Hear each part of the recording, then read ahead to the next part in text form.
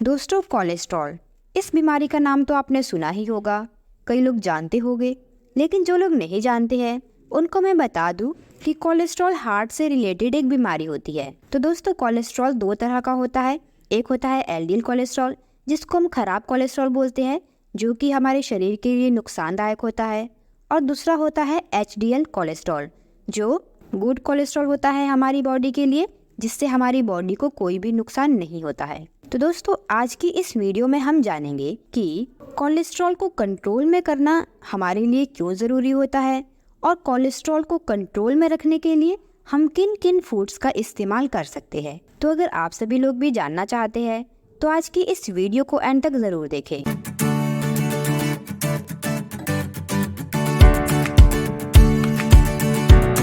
तो दोस्तों, बेसिकली हम जो कुछ भी खाते हैं वो सीधे तौर पर कोलेस्ट्रॉल को प्रभावित करता है।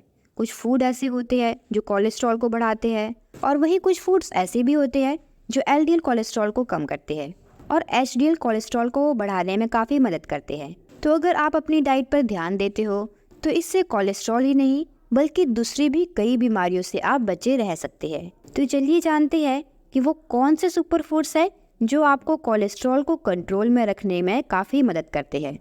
तो जो सबसे पहला फूड है वो है दोस्तों अखरोट और बादाम यानी नट्स।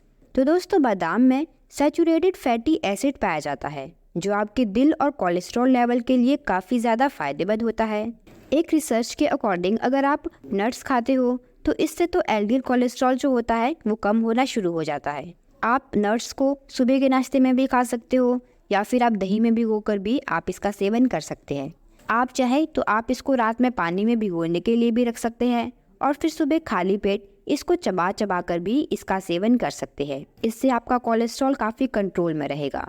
और जो कोलेस्ट्रॉल के पेशेंट होते हैं उनको तो रोज़ाना रात में 8 से 9 बादाम और 3 से 4 अखरोट को पानी में भिगोने के लिए ज़रूर रखना है। और फिर अगर आप सुबह इसको खाते हैं तो इससे काफ़ी ज़्यादा फ़ायदा आपको मिलेगा।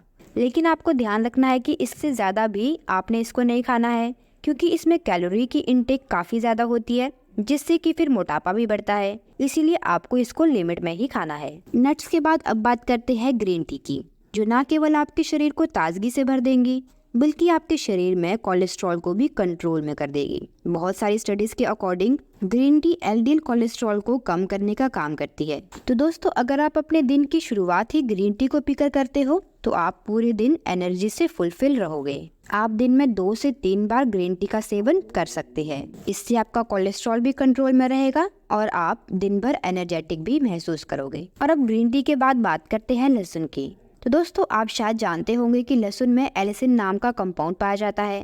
ये कोलेस्ट्रॉल को नियंत्रित करने में काफ़ी मददगार है और लहसुन एलडीएल कोलेस्ट्रॉल को तो कम करता ही है, साथ ही ये एचडीएल यानी जो अच्छे वाला कोलेस्ट्रॉल होता है हमारे शरीर के लिए उसको ये बढ़ा भी देता है।